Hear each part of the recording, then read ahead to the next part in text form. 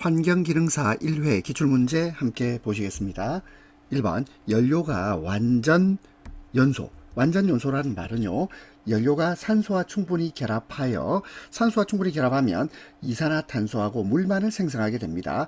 그러면 완전 요소의 반대말은 뭐죠? 완전 요소의 반대말은 불완전 연소입니다. 그러면 불완전 연소하게 되면 일산화탄소나 매연이 생성되는데, 완전 연소는 그러한 일산화탄소나 매연이 없는 상태의 완전 연소, 물과 이산화탄소만이 생성되는 상황입니다. 그러면 그러기 위해선 어떤 조건이 필요할까요? 먼저 공기의 공급이 충분해야 되겠죠? 1번 맞고요. 두 번째, 왜냐하면 산소가 충분히 공급되어야 완전 연소가 가능해집니다.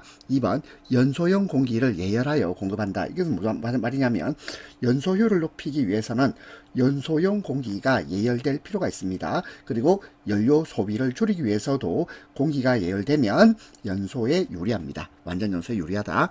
3번 공기와 연료의 혼합이 잘 되어 있어야 돼요. 그리고 4번 연소실 내의 온도를 낮게가 아니고 높게입니다. 연소실 내의 온도가 낮게 유지되면 오히려 완전 연소가 어렵게 되고, 높은 온도가 완전 연소의 조건이 되겠습니다. 가장 거리가 먼 것은 4번. 2번 열대 태평양 남미 해안으로부터 중태평양에 이르는 넓은 범위에서 해수면의 온도가 평균보다 0.5도씨 이상 높은 상태, 해수면 온도가 평균보다 높은 상태입니다. 그리고 6개월 이상 지속, 그리고 스페인어로 아기예수. 우리 아기예수, 우리 교회 다니시는 분은 요 단어 들어봤을 건데요. 엘니뇨 현상입니다. 아기예수, 해수면 온도가 평균보다 높은 상태입니다. 엘니뇨입니다. 그러면 엘니뇨의 반대말은 뭘까요? 이것은 해수면 온도가 평년보다 낮아지는 현상이죠. 자, 이것은 라니냐 현상이라 그래요. 그래서 엘니뇨 현상과 라니냐 현상은 서로 반대 개념으로 이해하면 됩니다. 자, 근데 아기예수를 의미하고 해수면 온도가 평균보다 높은 상태가 6개월 이상 지속되는 것을 엘니뇨 현상이라고 합니다. 3번 대기환경 보전법 가로 안에 들어갈 용어입니다. 자, 가로란 연소할 때 생기는 유리탄소가 응결, 입자지름이 1미크론. 자, 미크론은요, 이건 마이크로미터 이렇게 부르기도 합니다. 1미크론 이상 되는 입자상 물질, 이것을 검댕이라고 합니다. 검댕. 자, 다시 봅시다. 연소할 때 생기는 유리탄소가 응결하여 입자의 지름이 1미크론 이상 되는 입자상 물질, 검댕입니다. 검댕. 자, 이게 불완전 연소로 인해서 발생하고, 그리고 눈에 보이는 검은 연기 형태로 나타납니다. 1번에 VOC. VOC는 휘발성 유기화합물. VOC는 휘발성 유기화합물을 말합니다. 그리고 3번에 콜로이드. 콜로이드는 입자 크기가 1나노미터에서 1미크론 사이인 물질입니다. 검댕하고는 다른 겁니다. 콜로이드는 입자 크기가 1나노미터, 1나노미터에서 1미크론. 자, 미크론을 이렇게 쓰죠. 1미크론 또는 마이크로미터, 마이크로미터 또는 미크론 사이인 물질입니다. 검댕하고는 다른 거예요. 그러면 이게 n이 나노거든요. 나노. 요 나노는 뭐냐면 10의 마이너스 9승이고, 자, 여기 나와 있는 요거, 이게 뭐죠? 요게 마이크로. 이 마이크로는 10의 마이너스 6승입니다. 자, 이거 한번 기억해 주세요. 그래서 콜로이드는 1나노미터에서 1미크론 사이입니다. 그리고 검댕은 1미크론 이상입니다.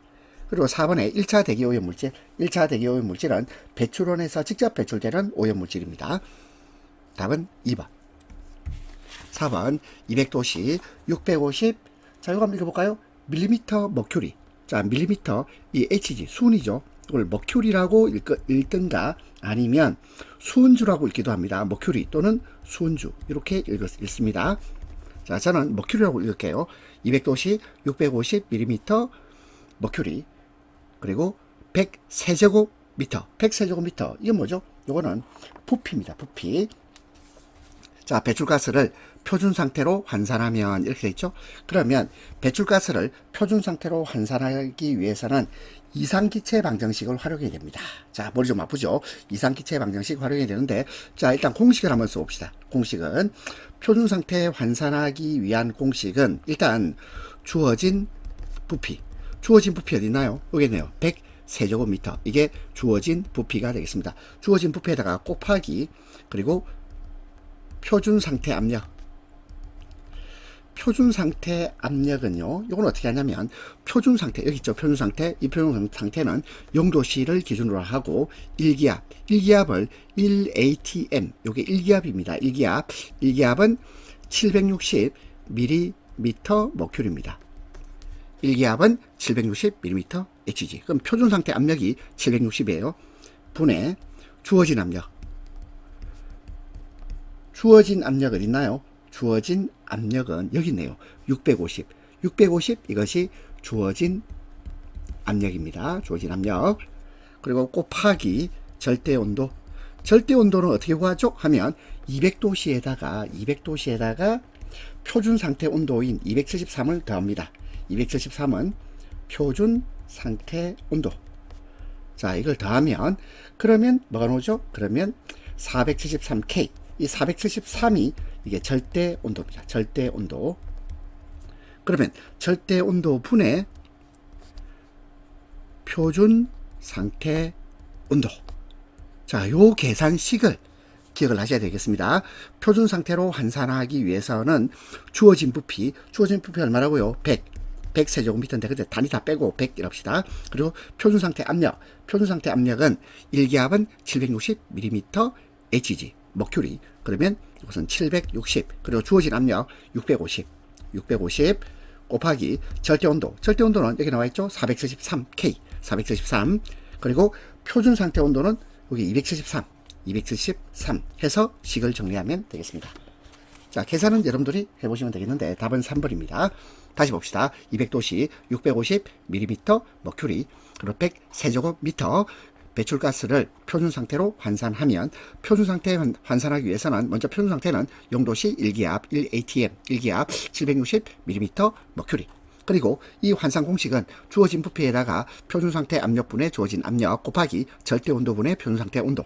자, 주어진 부피 100 세제곱미터 100. 표준 상태 압력은 뭐가 있죠? 이거는 760. 그리고 주어진 압력은 650. 그리고 절대 온도는 200도씨 섭씨 온도에다가 273을 더하면 절대 온도가 되죠. 473. 그리고 표준 상태 온도는 273입니다. 자, 식 정리. 그러면 49.4가 됩니다.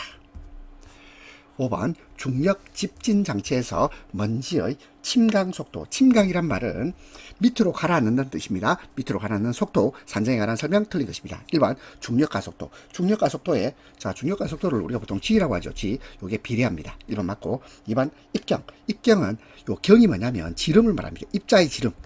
입자의 지름. 입경의 제곱에 비례합니다. 맞고. 세 번째, 먼지와 가스의 비중차. 비중차는 이 비중이 뭐냐? 밀도입니다. 밀도 차이에 비례하죠. 반비례 아닙니다. 비례. 그래서 답은 3번. 4번, 가스의 점도에 반비례해요. 그래서 가스 점도가 증가하면 진강 속도는 감소하게 됩니다. 답은 3번.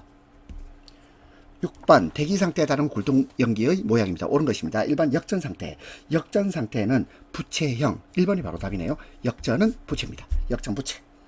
그 다음에 두 번째, 매우 불안정한 상태. 매우 불안정한 상태는 이게요, 환상형입니다. 환상이 이제 동그라미를 말해요. 환상형. 그리고 3번에 안정상태. 안정상태가 이게 원추형입니다. 원추형. 그리고 상층은 불안정하고 하층은 안정한 상태. 이것이 지붕형이라고 부르기도 하고, 지붕형 또는 구속형. 자, 지붕형 또는 구속형. 이렇게 번역을 했어요. 자, 다시 봅시다. 대기 상태에 따른 굴뚝 연기의 모양입니다. 역전 상태는 부채형, 매우 불안정 상태는 환상형, 안정 상태는 원추형, 상층 불안정, 하층 안정은 지붕형 또는 구속형. 답은 1번입니다. 7번. 촉매산화법. 촉매산화법은요, 어떤 뜻입니까? 촉매를 이용한 거죠. 그래서 촉매를 활용해서 반응 온도를 낮추고, 그리고 악취 물질을 함유한 가스를 산화분해 처리할 때 쓰는 방법이 되겠습니다. 이때 적합한 연소 온도 범위, 요거는요 지나치게 높아서는 안 되겠습니다. 그래서 이것은요 300도에서 400도 범위입니다. 300도에서 400도. 답은 2번이 되겠습니다. 8번, 내연기관, 폭약 제조, 비료 제조 등에서 발생되며 빛의 흡수가 현저하다. 자, 빛의 흡수가 현저하단 말은 빛을 빨아들인단 말이에요. 빛을 빨아들이니까 어떻게 될까요? 컴컴해지겠지요. 그렇지요? 그래서 시정거리가 단축됩니다. 눈으로 볼 수 있는 거리가 단축되는 원인이 됩니다. 자, 무엇입니까? 하면 이것은 이산화질소입니다. NO2, 이산화질소, NO2가 되겠습니다. 2번 답이네요. 1번에 SO2, SO2는 이건 이산화황입니다. 이산화황. 이산화황은 화학 연료를 연소하는 과정에서 발생합니다. 근데 시전거리가 단축되는 건 아니에요. 그 다음에 3번에 CO, CO는 일산화탄소, 일산화탄소는 무색 무취의 가스입니다. 그리고 여기 일산화가스 많이 마시면 중독돼 죽죠. 이건 독성 문제와 관련돼요. 그리고 NH3 돼 있는데 NH, 설마 NH 가지고 농협 이러면 안 되겠죠. NH3는 자, 우리 화장실 냄새, 암모니아가 되겠습니다. 암모니아입니다. 그리고 암모니아는 아주 냄새 지독하죠. 냄새가 지독한데 이게 시전거리가 단축됩니까? 그럼 이제 화장실 들어가면 내가 눈으로 볼 수 있는 거리가 줄어드나요? 그런 거 아니죠. 해당 사항이 없습니다. 자, 다시 봅시다. 내연기관, 폭약제조, 비료제조 등에서 발생되며 빛의 흡수가 현저하여 눈으로 볼 수 있는 거리가 단축된다. 이산화질소 NO2가 되겠습니다. 9번 집진율이 각각 90%, 98%.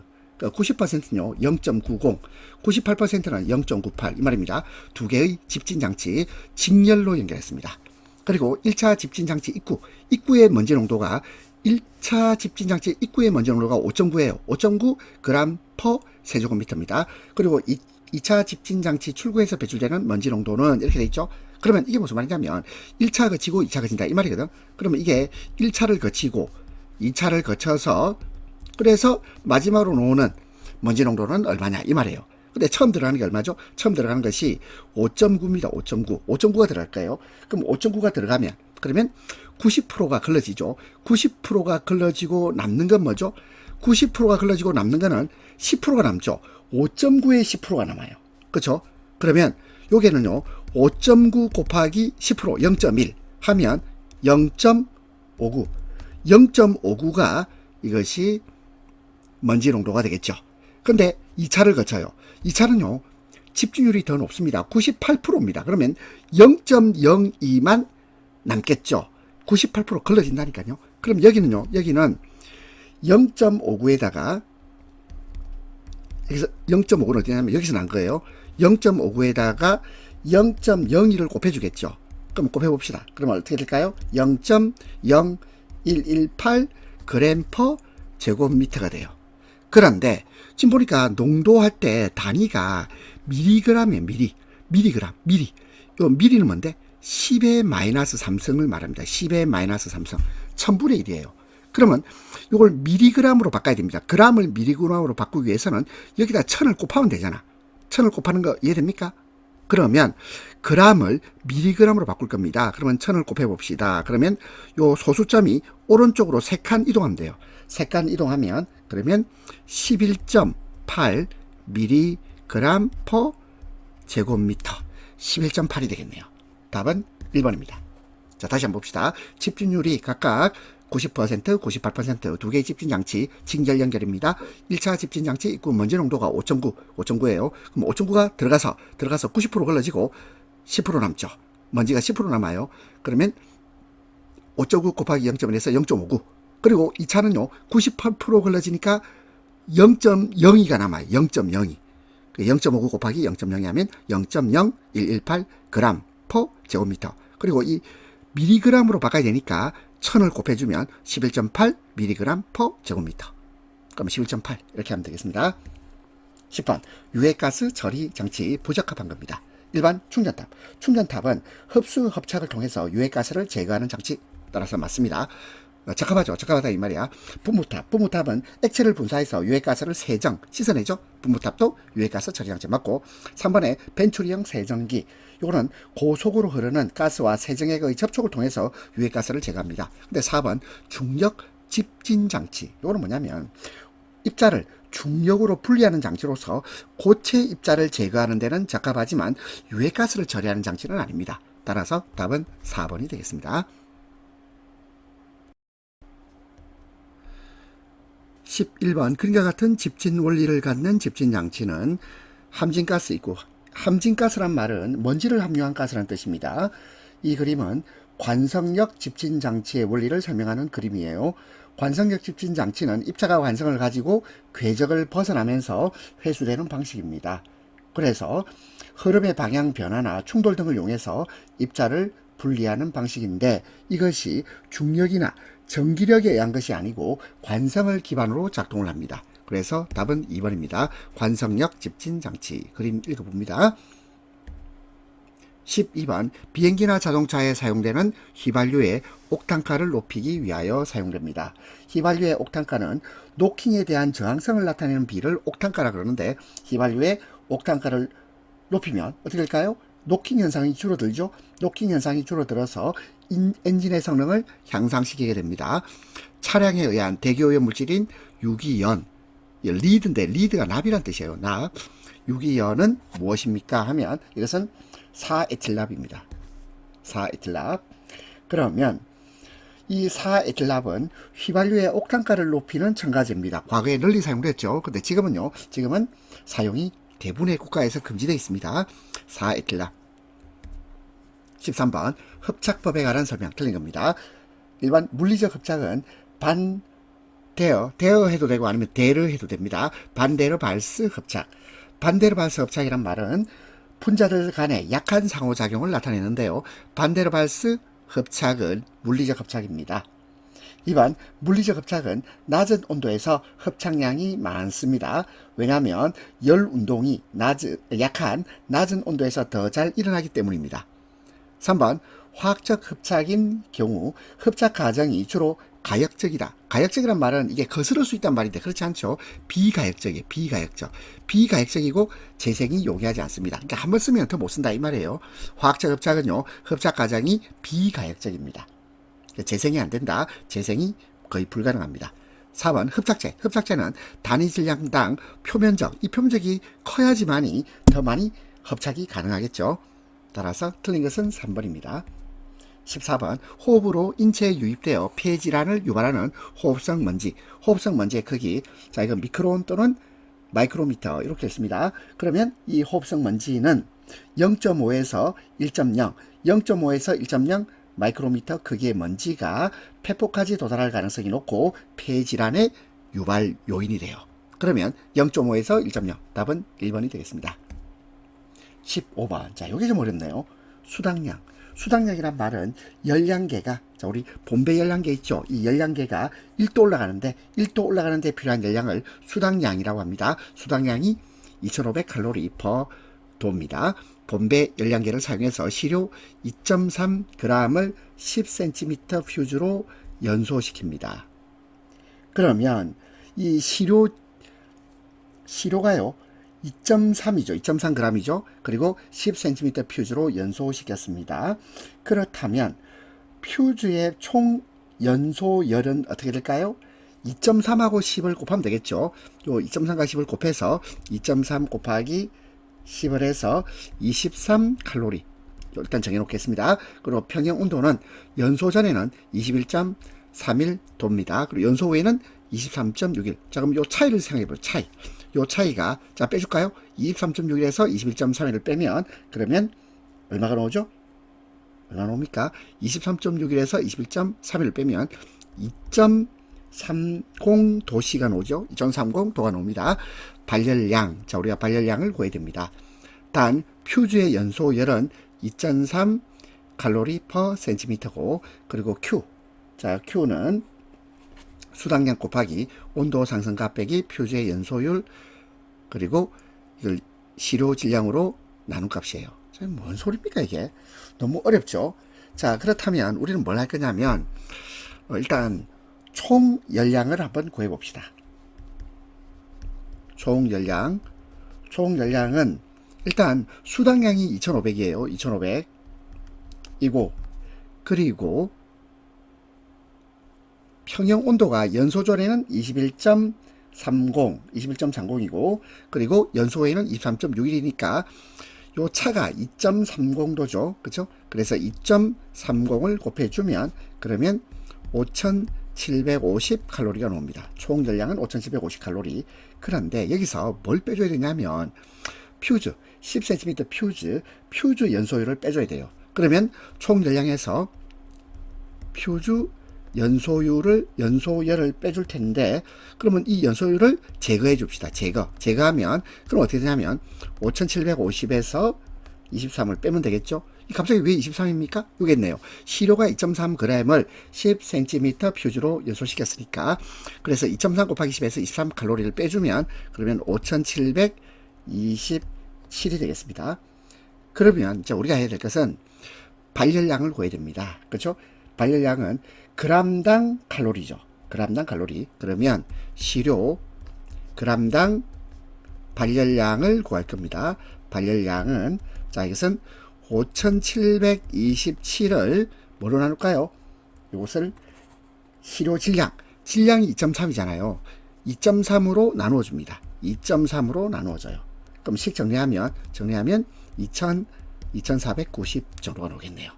답은 3번입니다. 참 어렵네요. 15번. 다시 보겠습니다. 수당량, 열량계가 1도씨 올라가는데 필요한 열량입니다. 2500칼로리 퍼 도씨. 본배 열량계를 사용해서 시료 2.3g, 그리고 10cm 퓨즈, 그리고 시료 2.3에 10cm니까 퓨즈 연소율은 2.3 곱하기 10에서 23 칼로리가 되겠습니다. 평형 온도는 연소 전에는 21.31, 연소 후에는 23.61. 그럼 이 온도 차가 2.30 도씨입니다. 그리고 발열량을 구해야 됩니다. 그러면 우리가 해야 될 것은 총 열량을 먼저 구해 봅시다. 2500 곱하기 2.30 하면 5750 칼로리가 나옵니다. 그리고 퓨즈 연소율을 제거할 겁니다. 5750에서 23을 뺄 거예요. 23칼로리를 뺄 겁니다. 보겠죠? 23칼로리, 그러면 5727. 그리고 시료 g당 발열량은 5757을 2.3으로 나누면 되겠습니다. 답은 3번. 16번. 폐수 처리 공정에서 최적 응집제 투입량을 결정하기 위한 자아 테스트. 자아 테스트는 폐수 처리 공정에서 최적의 응집제 투입량을 결정하기 위해서 실험실에서 소규모로 진행되는 거. 자아가 이게 뭡니까? 그릇이라는 뜻 아닙니까? 종지, 그릇 이런 거죠. 자아 테스트를 합니다. 그러면 이것은요, 응집제 투입량 대 상징수. 여기서 상징수란 말은 응집 처리 후에 고형물이 제거되어서 맑아진 물을 상징수라고 합니다. 그리고 SS 잔류량. SS란 말은, 이거 한번 써볼게요. suspended solid. 이거는 고형물을 말합니다. 고형물. 이 고형물 잔류량을 측정해서 최적 응집제 투입량을 결정합니다. 답은 1번입니다. 폐수 처리 공정에서 최적 응집제 투입량을 결정하기 위한 자아 테스트. 자아 테스트는 실험실에서 하는 소규모로 진행되는 실험을 말하는데요. 응집제 투입량 대 상징수의 SS 잔류량을 측정해서 최적 응집제 투입량을 결정합니다. 알카리도 아니고 용존선수 아니고 대장균 근수. 이것은 모두 최적 응집제 투입량을 결정하기 위한 요건이 아니죠. 답은 1번입니다. 17번. 인체 만성 중독 증상으로 카네미유증을 발생시키는 유해물질입니다. 카네미유증을 발생시키는 유해물질은 이건 P12입니다. P12는 뭐냐면 폴리어마 비페닐을 말합니다. 따라서 답은 1번입니다. 그래서 이것은 인체 만성 중독 증상으로 카네미유증을 발생시키는 유해물질이에요. 카네미유증은요, 일본에서 발생한 식품 오염 사건입니다. 그래서 폴리어마 비페닐 그리고 다이옥신유에 의해서 만성 중독 현상이 일어났던 사건을 지금 나타내고 있습니다. 따라서 유해물질은 P12. 18번. 산도나 경도는 무엇으로 환산합니까? 이것은 탄산칼슘입니다. 탄산칼슘. 답은 1번입니다. 19번. 이것도 계산을 해야 되는 문제인데, 폐수량이 700세제곱미터 per 1. 이런 이제 날짜, 데이를 말해요. 유입하는 배수 오탁물 농도 700mg per 리터. 유입입니다. 유입.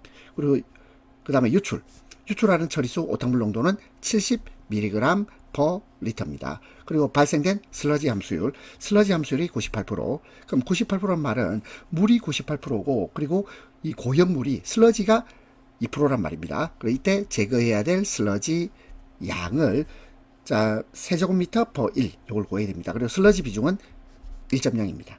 슬러지 비중이 1.0이다. 이 말의 뜻은 1세제곱미터를 1000kg으로 계산하면 되겠죠. 1세제곱미터는 1000kg, 비중이 1이니까. 자, 그럼 다시 봅시다. 폐수량 700세제곱미터 per 1. 그럼 요거는요, 요걸 리터로 나타내면 어떻게 될까요? 이걸 리터로 나타내면 70만 리터 per 1 하고 같은 말입니다. 자, 이게 리터가 있으니까 리터로 바꿔줍시다.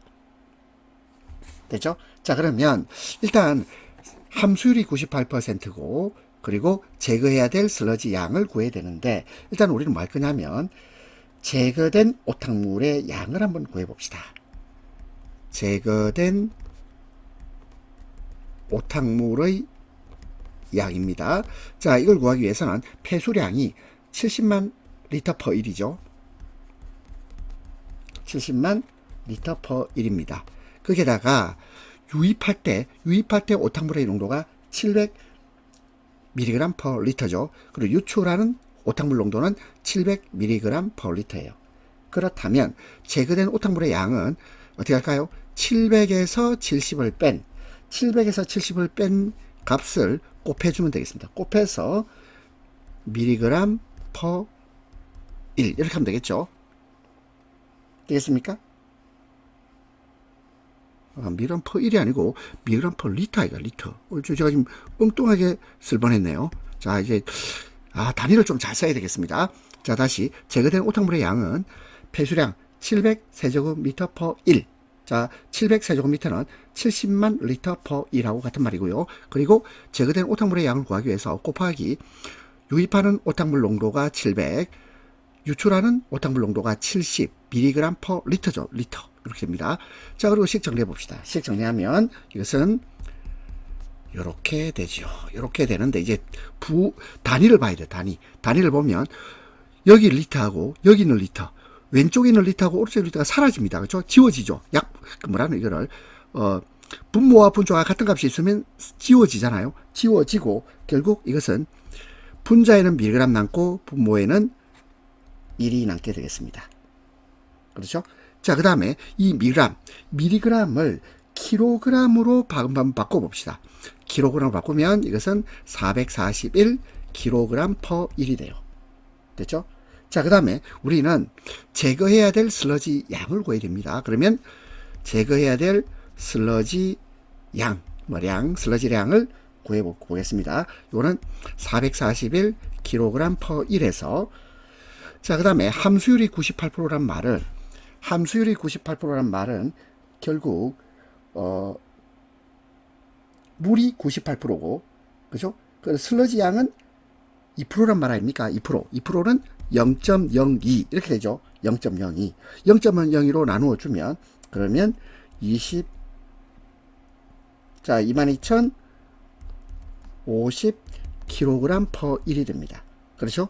그럼 이제 요걸 다시 이번에는 여기서 슬러지 비중이 1.0이란 말은 1세제곱미터가 1000kg 아닙니까? 그럼 1000kg을 이번에는 요 킬로그램을, 여기 킬로그램 있죠? 킬로그램을 세제곱미터로 바꿔줍시다. 그러면 자, 1000으로 나누면 되겠죠? 22.05 세제곱미터 per 1 이렇게 됩니다.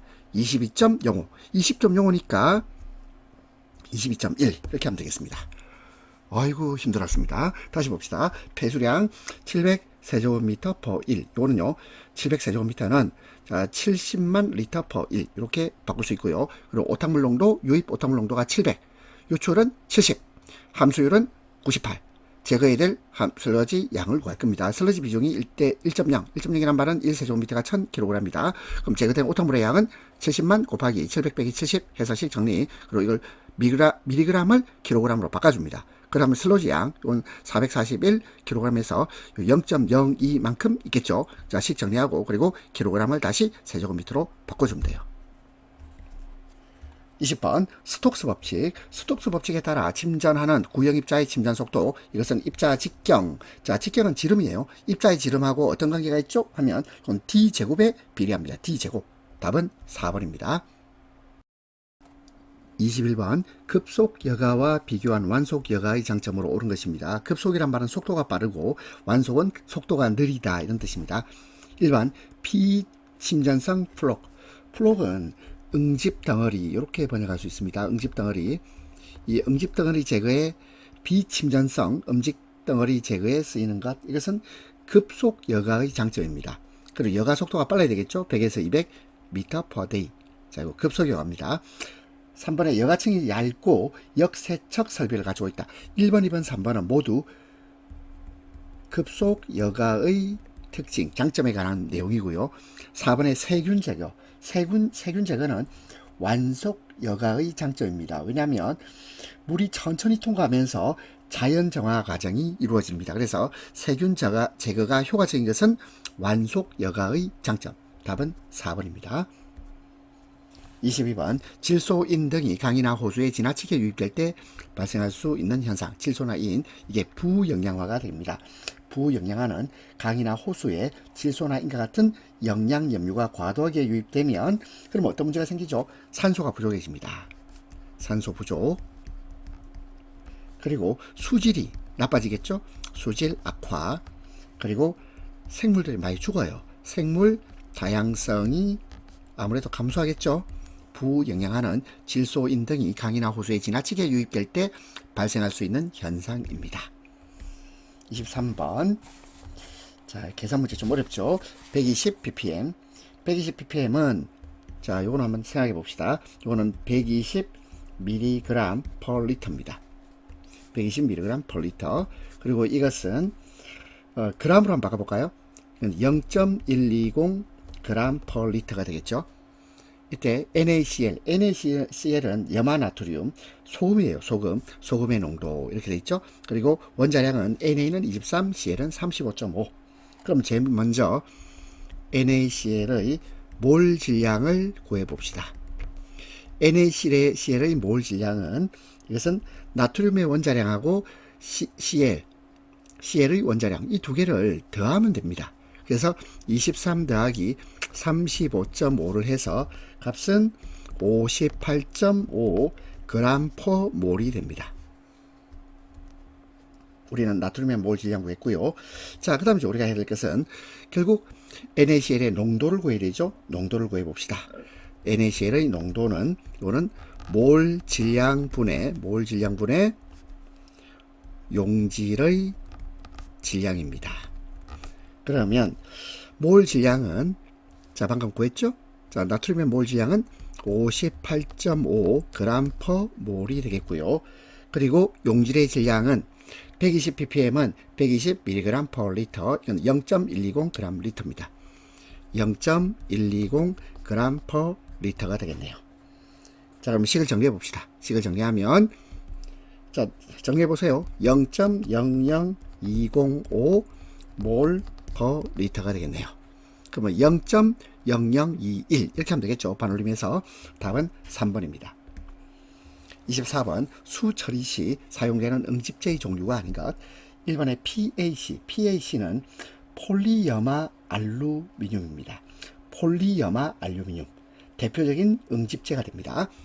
2번에 소석회도 물의 경도를 조절하거나 pH를 높이기 위해서 사용되는 응집제의 종류입니다. 근데 3번에 입상 활성탄, 이거는 응집제가 아니고 이것은 흡착제입니다. 흡착제가 되겠습니다. 수중의 유기물이나 냄새, 독성 물질을 제거하는데 흡착제로서 사용되는 것이 입상 활성탄입니다. 그 다음에 4번에 염화제이철도 응집제가 됩니다. 그래서 응집제는 1번, 2번, 4번. 따라서 답은 3번입니다. 25번 활성 슬러지 법에서 MLSS는 이건 뭐냐면 포기조 혼합액 중의 부유물질을 말합니다. MLSS. 자, 포기조가 뭘까요? 포기조는 하수 처리장이나 폐수 처리 시설에서 사용하는 생물학적인 처리 공정의 핵심 설비인데 이것은 뭐냐면 포기가 뭐예요? 포기는 산소를 불어넣는다 이 말입니다. 판소를 불어넣는 수조. 포기는 공기를 불어넣는다. 불어넣어서 미생물이 유기물을 분해할 수 있도록 하는 수조. 산소를 불어넣어서 미생물이 유기물을 분해할 수 있도록 하는 수조를 산소 불어넣는다. 수조할 때 조 해서 포기조 이렇게 됩니다. 그래서 이 포기조는 하수 처리장이나 폐수 처리 시설에서 많이 사용됩니다. 그리고 MLSS는 포기조 혼합액 중의 부유물질을 말합니다. 답 1번이고요. 그리고 2번 봅시다. 처리장 유입 폐수 중의 부유물질. 이거는 우리가 보통 BOD나 COD를 나타내는 내용이에요. 자, 그래서 답은 1번입니다. 26번. 유기물과 무기물의 함량이 각각 80%, 20%. 유기물 80%, 무기물 20%. 요거는요, 전체를 나타낸 게 아니고 유기물과 무기물의 어떤 관계를 나타내고 있습니다. 이 슬러지를 소화 처리한 후 소화 처리 그리고 유기물과 무기물의 함량이 모두 50%로 되었다. 이 말은 유기물과 무기물이 어떻게 된단 말이죠? 1대1이 된다 이 말이에요. 1대1. 근데 지금은 1대1이 아니잖아. 지금은 4대1이죠. 4대1인데 이게 1대1이 돼야 돼요. 자, 그러면 어떻게 될까요? 요거는 소화 처리된 후에 1대1이 되니까 소화 전 슬러지를 요걸요 100g이라고 가정을 해봅시다. 가정. 이게 왜 그러냐면 소화 전 슬러지의 양이 안 나타나 있잖아. 안 나타나 있고 유기물과 무기물의 함량만 나타나 있잖아요. 그렇기 때문에 소화 전의 슬러지를 100g이라고 가정을 하면 유기물은 어떻게 될까요? 80g, 무기물은 20g 이렇게 되겠죠. 자, 그러면 이 퍼센트를 g으로 우리가 한번 바꾸어서 생각해 봅시다. 그러니까 유기물 80g, 무기물 20g이 됩니다. 그런데 소화 처리하면요 무기물은 그대로 남아요. 그대로 남고, 자, 이제 소화 처리했다. 소화 처리하면 무기물은 여전히 20g이고 20g이겠죠. 그러면 유기물이 어떻게 됩니까? 이게 80g이 20g으로 바꿔줘야 돼요. 왜냐하면 무기물은 소화 처리한다고 양이 변하는 게 아니거든요. 이해됩니까? 그러면 유기물이 결국 80에서 20g으로 바뀌어야 돼요. 그러면 소화율 구하는 공식. 소화율은 어떻게 하면 될까요? 요는 초기 유기물분의 소화된 유기물에다가 퍼센트니까 곱하기 100을 하면 돼요. 그럼 초기 유기물을 우리가 80g이라고 가정을 했죠. 왜냐하면 소화전 슬러지가 100g이라고 가정했기 때문에 이거는 80. 그리고 80이 20이 된단 말은 60이 소화된 거죠. 소화된 유기물은 20 아닙니다. 이건 남아있는 유기물이고 80에서 20이 됐단 말은 60만큼 소화됐다 이 말이에요. 그리고 곱하기 100을 하면 75%가 됩니다. 답은 3번. 27번. 부상법의 종류. 부상이란 말은 무슨 뜻입니까? 이거는 물속의 입자를 위로 떠오르게 하는 것을 부상이라고 그래요. 부상의 반대말은 뭐죠? 부상의 반대말은 가라앉는 거죠. 중력에서 무거운 입자가 가라앉는 것. 이것을 침전이라고 합니다. 그러면 종류에 해당하지 않는 거 바로 보이죠? 침전은 말이 안 되는 거죠. 침전과 부상이 같이 있네요. 말도 안 돼요. 서로 반대말인데. 2번이 일단 답이에요. 그러면 1번에 용존. 용존이란 말은 물속에 녹아있는 이런 뜻입니다. 물속에 녹아있는 공기 부상법. 자, 이거 부상법 맞고요. 그 다음 공기부상법 맞습니다. 진공부상법, 부상법 맞아요. 그러면 용존 공기부상법, 공기부상법, 진공부상법은 모두 부상법의 종류인데 침전은 중력에서 무거운 입자가 가라앉는 방식인데 이거는요 부상법의 종류가 아닙니다. 28번. 독성이 있는 육가를 독성이 없는 삼가로 pH 2에서 4에서 환원시키고 다시 삼가를 pH 8에서 11에서 침전시켜서 처리하는 폐수. 이게 뭐죠? 이거는 크롬 함유 폐수입니다. 답은 3번이 되겠습니다. 크롬 함유 폐수. 그 다음에 1번에 납 함유 폐수나 4번에 납이나 카드뮴 1번과 4번은 이거는요 황화물 침전법으로 처리합니다.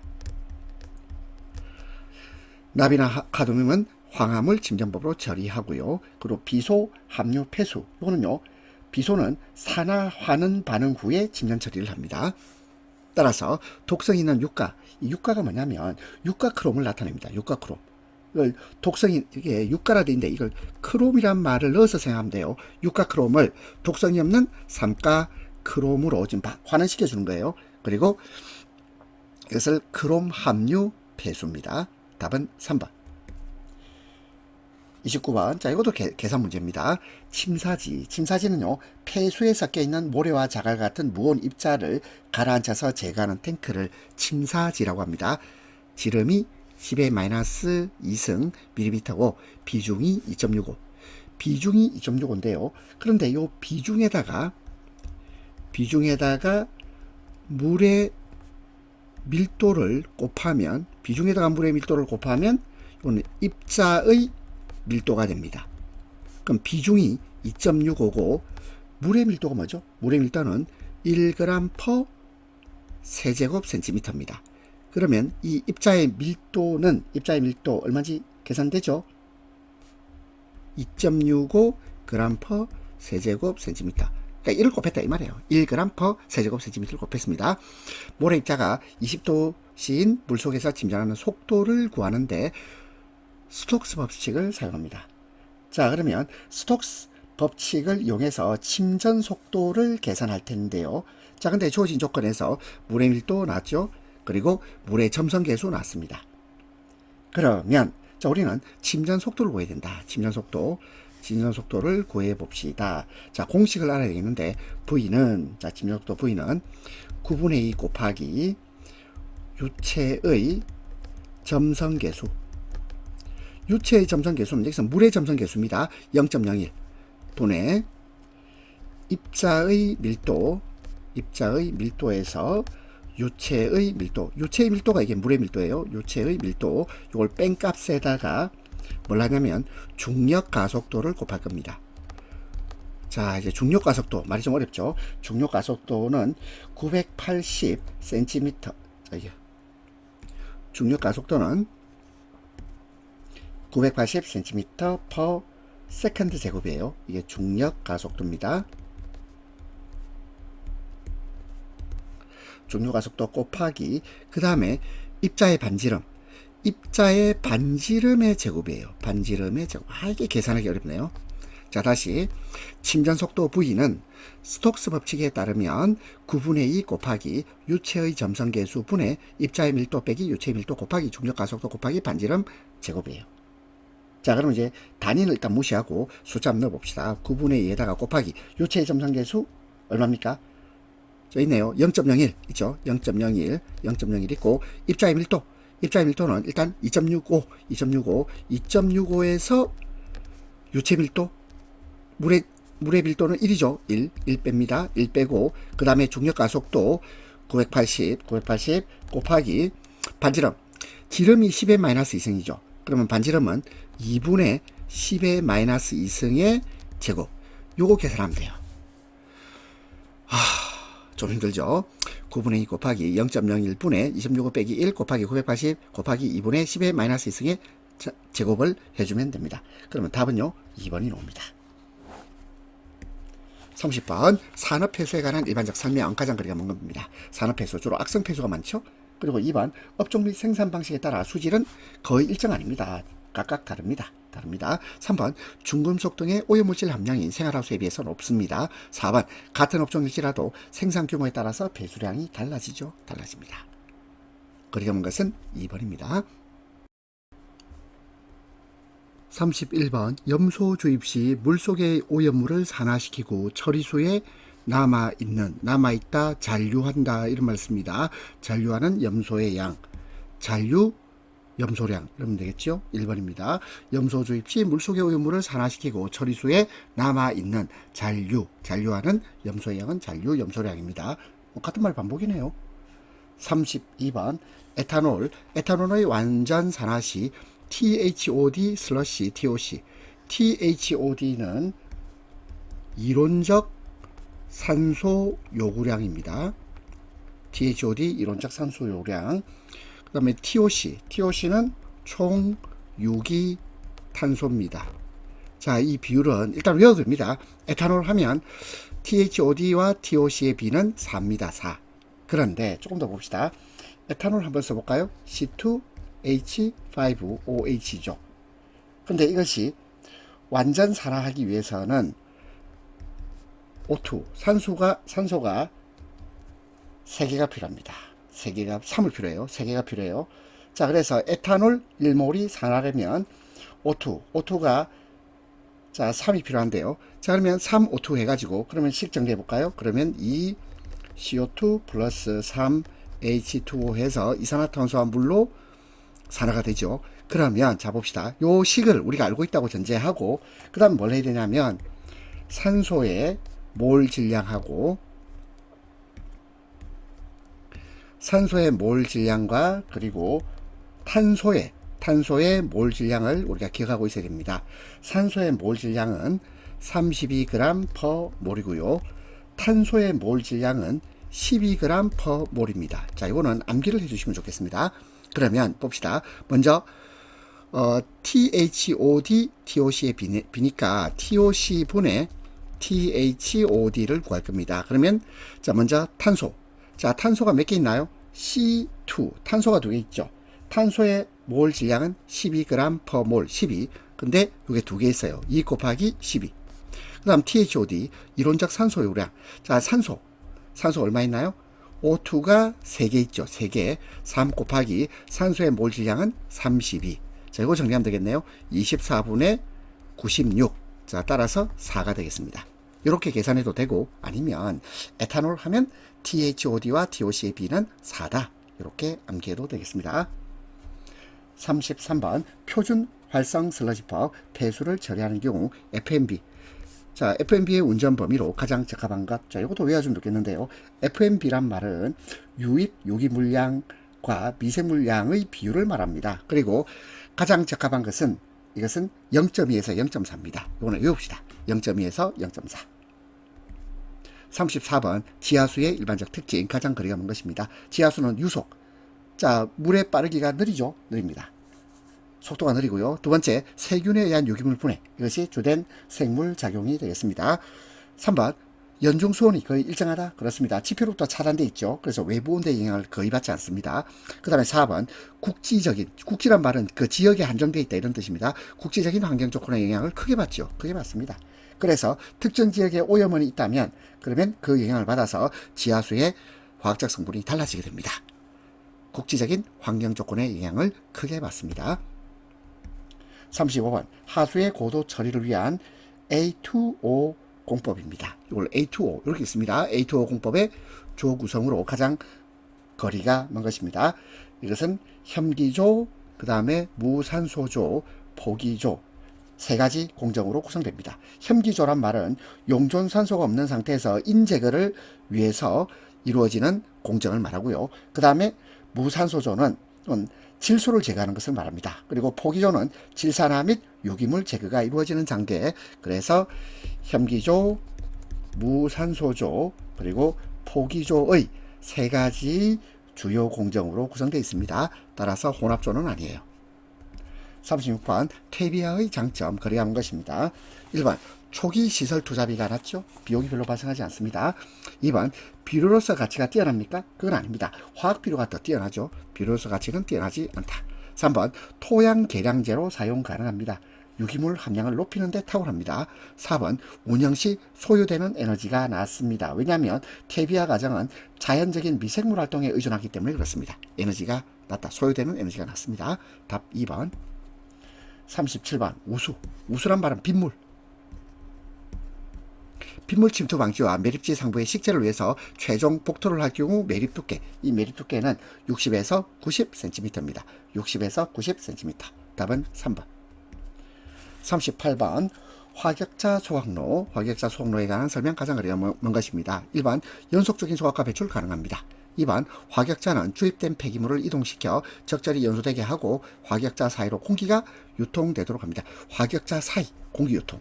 근데 문제는 플라스틱 같이 열에 쉽게 용융되는 물질, 이건요 화격자 사이로 흘러내리겠죠. 적합하지 않습니다.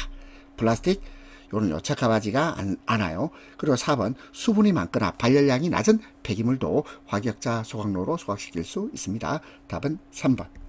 39번 우리나라 수거 분뇨의 pH 대략 어느 범위에 속합니까 하면 중성에서 약 알칼리성 범위입니다. 그래서 일반적인 분뇨의 pH 수준은 7에서 8.5입니다. 7.0에서 8.5. 답 3번.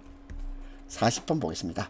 슬러지나 폐기물을 토지 주입 시 중금속류의 성질에 관한 설명 가장 거리가 먼 것입니다. CR 크롬이죠. 크롬.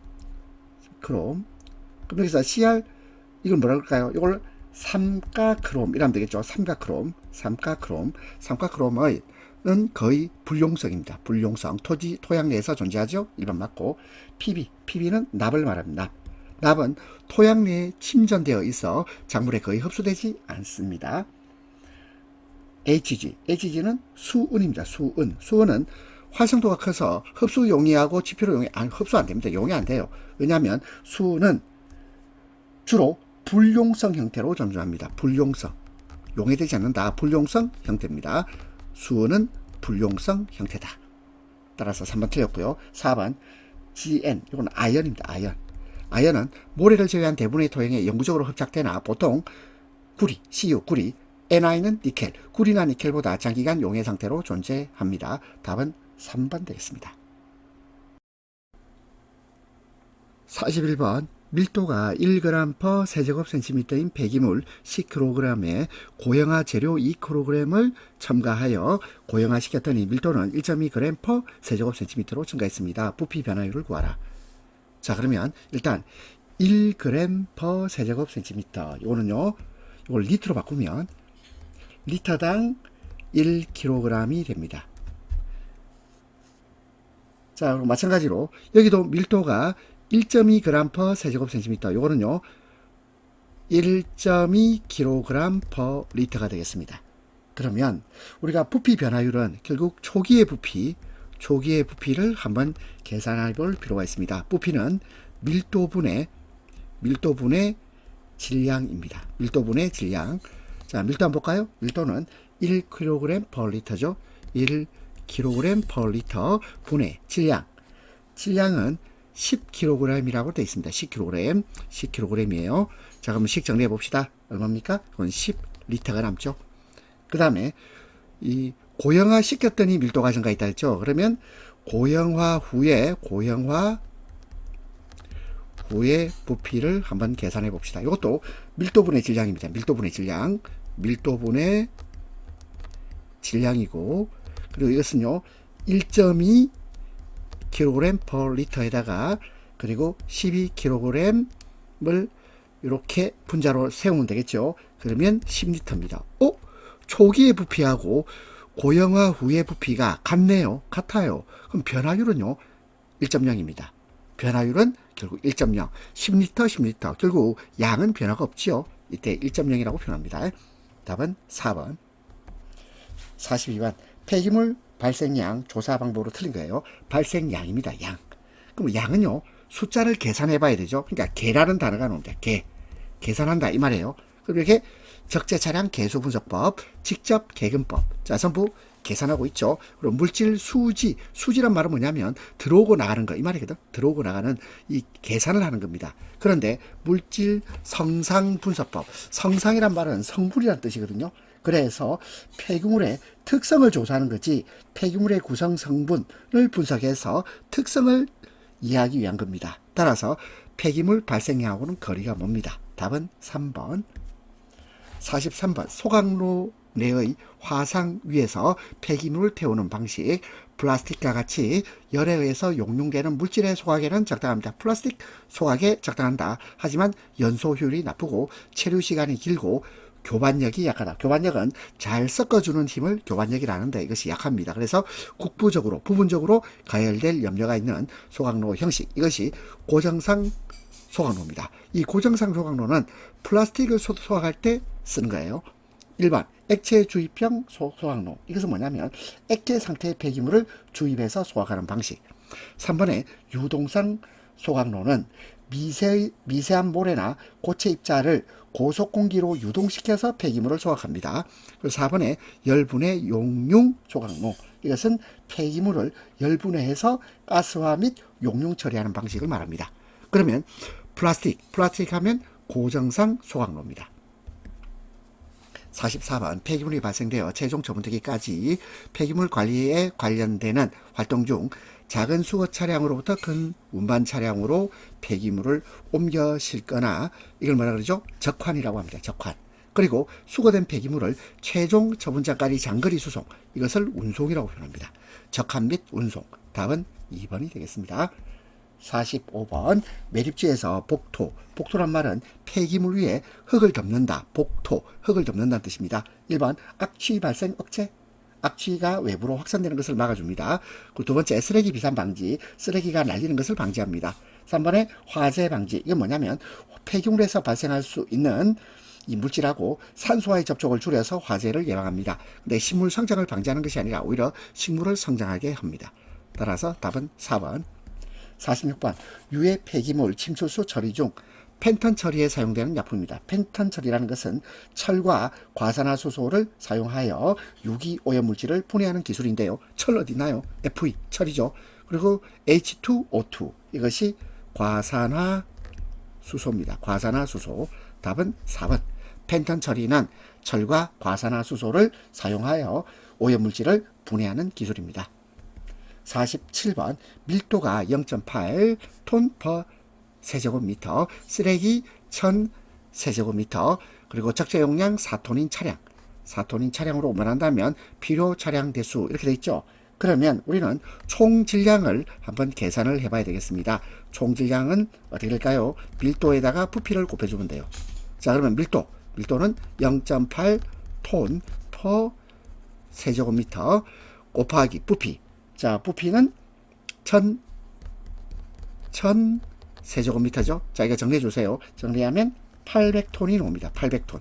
그런데 한 톤이 한 톤이 아니고 적재 용량은 4톤이라고 했죠. 4톤이 차량 한 대입니다. 그럼 800톤은요. 몇 대가 필요하죠? 800톤은 200대가 필요하겠네요. 200대. 그렇죠? 답 3번.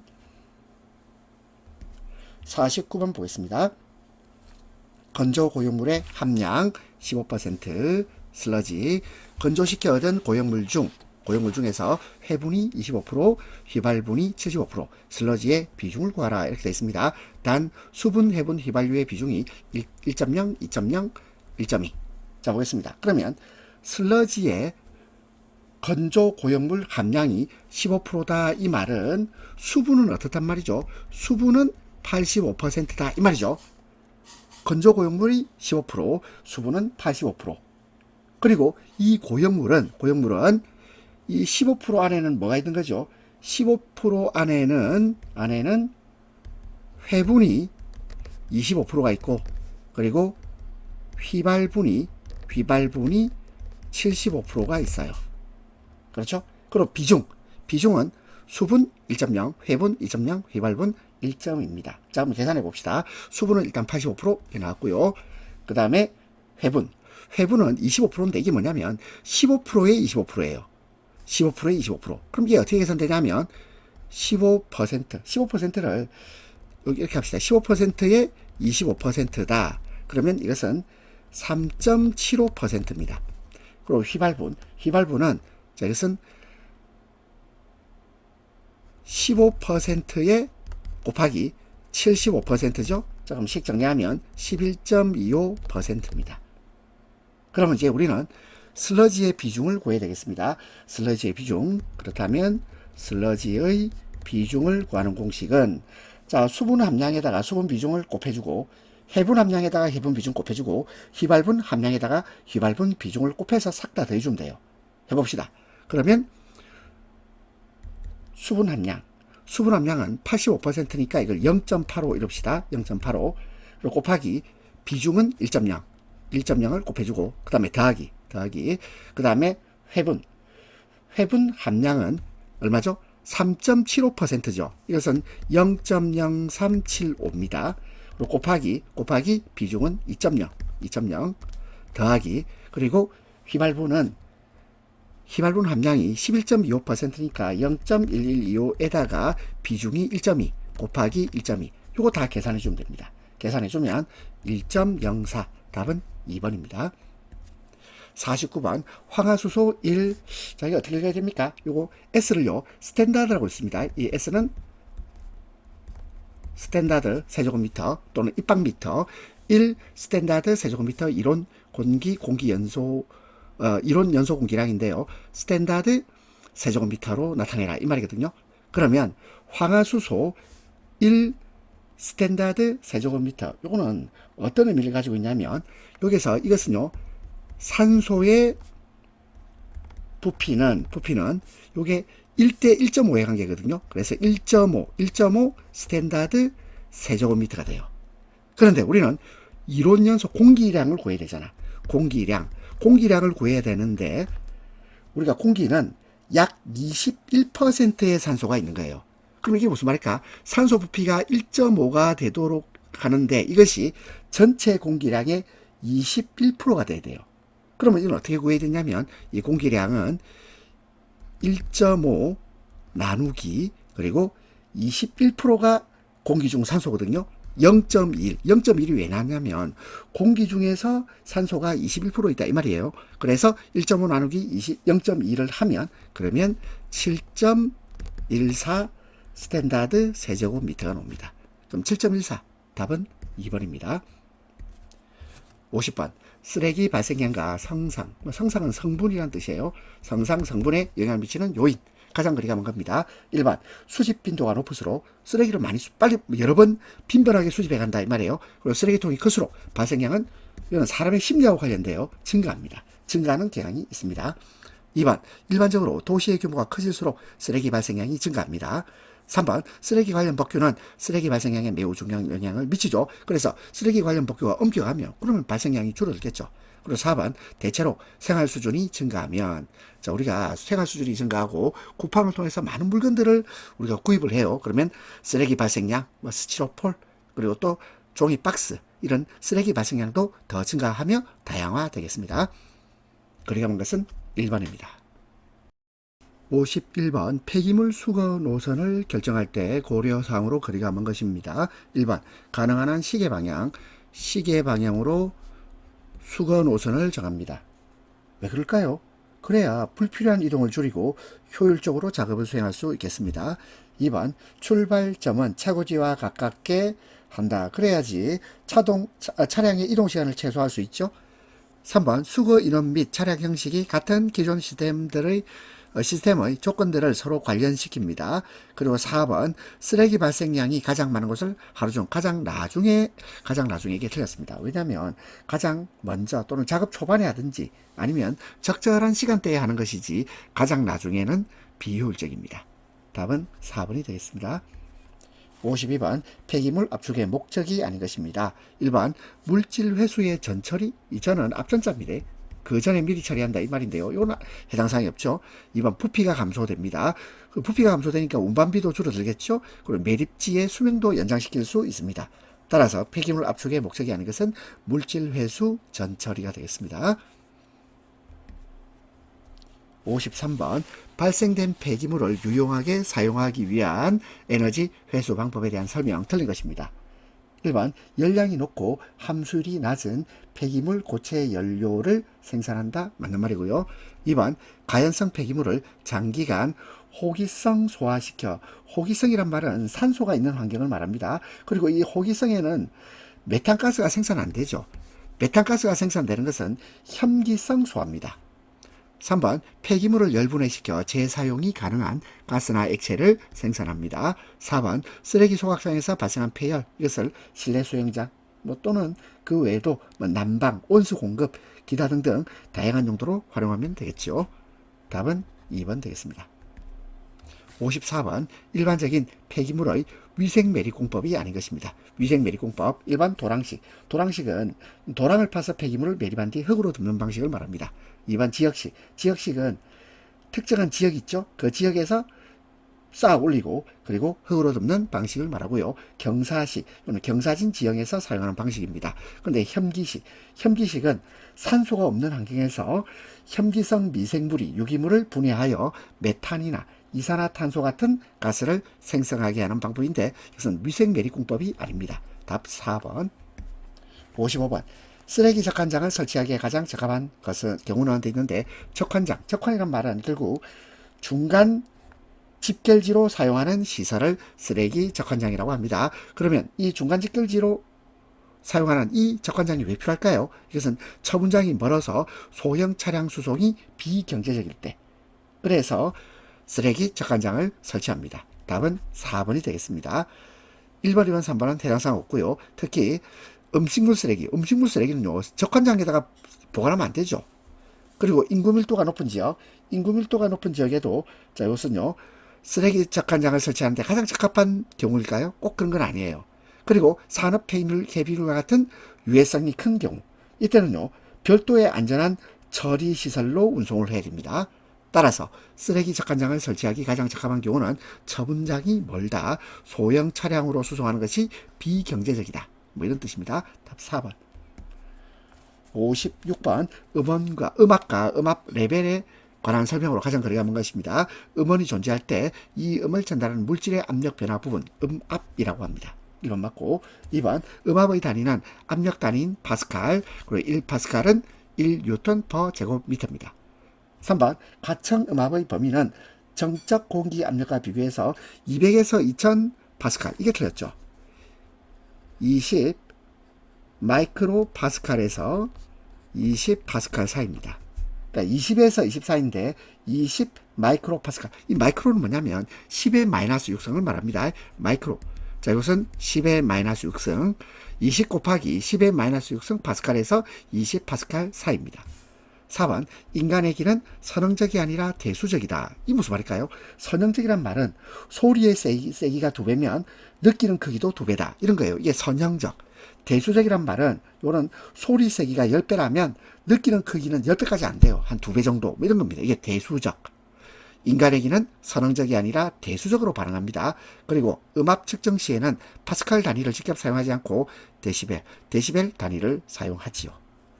거리가 먼 것은 3번. 57번 흡음 재료의 선택, 사용상 유의점, 가장 거리가 먼 것입니다. 1번 병문 부착 시 한 곳에 집중시키기보다는 전체 내벽에 분산 부착. 그렇습니다. 전체 내벽에 분산시켜 부착한다. 2번 흡음재는 전면을 접착제로 부착하는 것보다는 못으로 시공. 그래요. 그게 좋아요. 세 번째 다공질 재료. 다공질이란 말은 내부에 작은 구멍이 많이 분포된 재료인데 이 다공질 재료는 산란하기 쉬우므로 표면에 얇은 직물로 피복하는 것이 바람직합니다. 4번 다공질 재료의 흡음률을 높이기 위해서 표면에 종이를 바른다. 이건 아닙니다. 종이를 바르는 것은 좋은 방법이 아닙니다. 오히려 흡음 효과가 크게 떨어집니다. 답 4번. 58번 각각 음향 파워 레벨이 89dB, 91dB, 95dB인 음의 평균 파워 레벨은 물어봤죠. 자, 공식 볼까요? 평균 파워 레벨 공식은 어떻게 되냐면 L은 10 곱하기 로그 10에 그리고 하나 둘 세 개죠. 3분의 그리고 10에 지금 너무 어렵네요. 10에 10분의 89승 플러스 10에 10분의 91승 플러스 10에 10분의 95승 해서 식 정리하면 됩니다. 미치 로그인 계산식에서 이 위에 있는 지수를 다 진수를 다 해줘야 되는데 이게 너무 어려워요. 어려워서 저는 어떻게 하냐면 평균 파워 레벨 하면 이렇게 하겠습니다. 자, 제일 작은 거 빼고 제일 큰 거 빼고 그 중간 어디쯤이에요. 중간 어디쯤. 그러면요 답은 바로 1번. 자, 이렇게 저는 풀겠습니다. 자, 이거 계산하기 굉장히 힘들겠죠. 아니면 요거를요 우리 전자계산기를 통해서 여러분들이 한번 확인해 보시면 좋겠습니다. 59번 소음계의 성능 기준으로 가장 거리가 먼 것입니다. 1번 레벨 레인지 변환기 전환 오차는 1dB 이내.